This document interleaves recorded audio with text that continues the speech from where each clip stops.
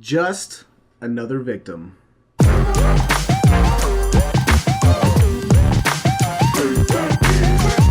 What's up, everybody? It's Adam for Rando Reviews, and today it's going to be a little bit different of a Rando review. This week I'm going to review a new practice that hospitals have been doing for the past couple of years that just affected my wife and I.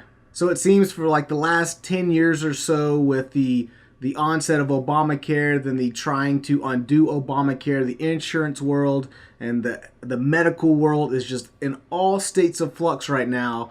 And so basically what this review about is, after my wife had to get a surgery, not really an emergency surgery, but she went and saw a surgeon. He says we need to do this tomorrow. So somewhat of an emergency, I would say. And we found out the new practice that hospitals are doing to ensure that they're getting their money. So here's what happened. My wife went and saw a surgeon. He said, hey, you need to get this surgery tomorrow. She's been in a lot of pain for about a month and a half. She has a chronic illness. And he said, hey, if you want to fix this, we need to do this surgery tomorrow. It's outpatient. Will take about a week to recover from. Let's get this going.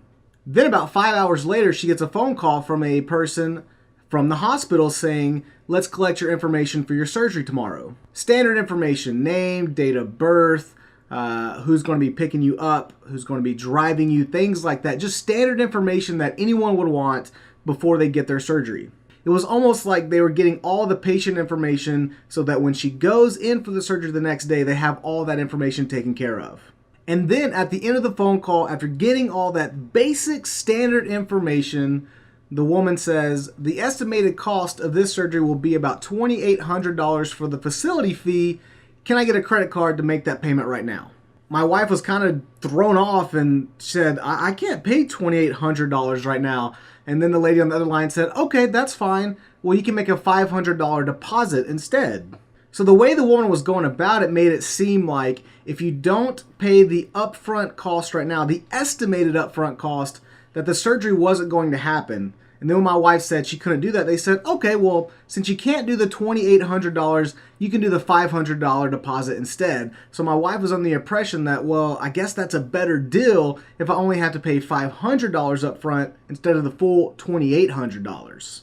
So she paid the $500. She knew she needed the surgery. She was in pain. She wanted to get that taken care of. Luckily, we had just gotten some of our tax refund money in. She knew we had the $500, so she said, okay, well, here's the $500 to the lady on the phone. So then my wife sends me a text message and says, I just had to pay $500 up front or they weren't going to book the surgery, which completely took me off guard. My wife had just been told she needed surgery. I knew she was in a lot of pain, and she had to have surgery in just a few short hours. I went into Papa Bear mode. I said, I need this woman's name and number immediately. But before I called her, I wanted to do a little bit of research to see, is this something that they're actually doing at hospitals? And I found through some articles from NPR and Vox and all these other places that yes, this is something hospitals have initiated over the last couple of years to make sure they get their money, especially from patients who have high deductible plans. So from one of the NPR articles I read about this subject, it said approximately 3/4 of healthcare and hospital systems ask for payment at the time of services are provided, a practice known as point of service collections. And they said the reason they're doing this is because there's a higher risk for people with higher deductible insurances because the chance of being able to collect it later diminishes. So their thought is that if we can get as much money up front from the patient, even before they even have the procedure done, we have more of an opportunity to collect that money now than we would a year down the line or 2 years down the line. Because if they don't get the money from the insurance, the patient is liable for that cost, which makes sense. That's how our healthcare industry works here in America. But they're thinking we need to get it up front now because we can't rely on them paying their deductible, so we need to make sure we get the money as soon as possible. Now, in theory, this makes complete sense. However, there is a right and wrong way to go about it. Why go about it mere hours before the patient is about to have the surgery? My wife had just been told she needed surgery, then a few hours later, she's having a standard routine type of phone call with the hospital and then being told, oh, by the way, the estimated cost is $2,800. Can I get your credit card info now? And like I said, my wife was under the impression that if she did not pay that $2,800 or the $500 deposit right then, they were going to cancel the surgery. And when I spoke to the lady on the phone, she said, no, sir, I would never tell your wife that if she does not pay now, that she would not get the surgery. I cannot legally do that. But that's the problem, is that she was saying it in a way that implied it without actually saying it. So many years ago, I was a bill collector. Yes, I was one of those people who called deadbeat patients from a hospital saying, hey, you never paid this bill. It was not a fun job whatsoever having to call people and say, hey, do you remember this bill from 2 years ago when you got your wisdom teeth removed? Yeah, you owe us $2,000. But my job was to basically scare these people to get them to pay what they owed. We had a very strict protocol that we had to use to try to get them to pay their bill, whether it be in full or just be something as simple as $5 a month. So yes, I followed protocol with the way I worked with those people. However, I did it in a way to imply that if you don't do this, bad things will happen. Just like the lady on the phone dealt with my wife and said, you need to pay this money now. Of course, she never said, if you don't do this, you're not getting the surgery. But the implied thought was that, according to my wife. And when you do more research online about this practice, that's what other people say they got that implication for as well. They thought that if they do not pay a huge deposit or all of the money up front, then they would not get the procedure that they had been scheduled for.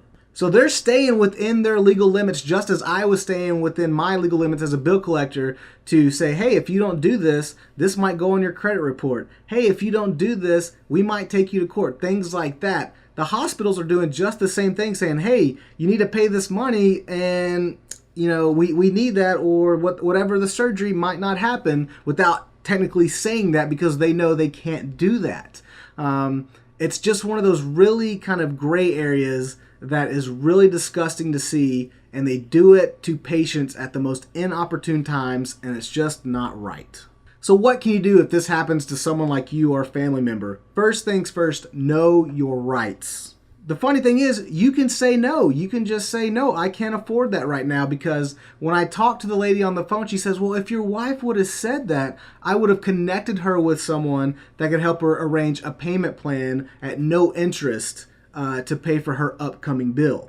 But you see, they don't want to tell you that up front. That's maybe what they could have said up front, said, this is what your estimated cost is going to be. If you would like to pay for some of that cost today, you're more than welcome. But if you can't make that full payment, hey, we have people that can help you with that down the road. That would be the ethical, humane thing to do. Did they do that? Of course not.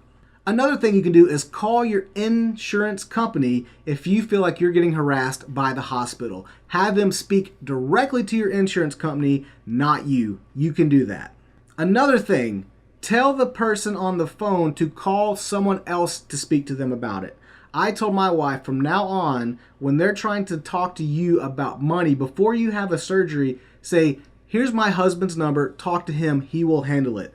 You are in enough stress as it is about to get surgery. Let someone else handle the bills, all of that. Let them take care of that, where your mind, you can focus on getting better while someone else can handle all the BS bills. Finally, the last thing is just about being more prepared when something like this happens. If you can get a health savings account or get a high interest savings account through a bank like Ally or one of those other online banks that have great interest savings accounts, do that. Just put back as much as you can every month, every week, whatever it is that your budget allows, just in case when something like this happens, you're prepared. Bottom line is, the healthcare industry sucks.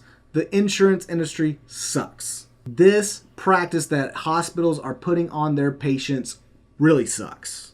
I want you to be aware that this could happen to you just like it happened to my family.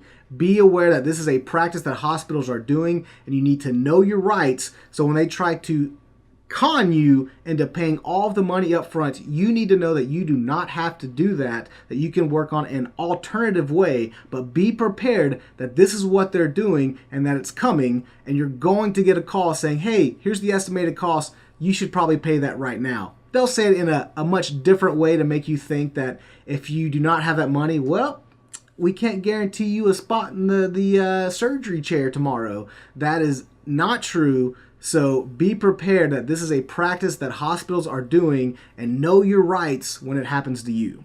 So that's it for this random rando review. I know it's a little different, but it was one of those things that I think that it's something that can help other people if they know that this is actually going on, because when I heard about it, I was shocked. I had never heard of such a thing, but it's obviously been going on for the past couple of years, and I'm going to put some links in the description below so you can read about some of these other stories of people that have gone through the same situation, and also from industry experts to tell you what you can do about it. So make sure to check out those links below. And if you've had this happen to you below, share some of your thoughts in the comments below. I would love to read about them. And just let's stick it to these people that are trying to swindle us out of money that is not owed to them yet. That's what I'm saying. So thank you guys for watching this rando review. I hope you enjoyed it. Make sure you hit that subscribe button, like, comment, all those things, and I'll see you next time for more rando reviews right here. Later, guys.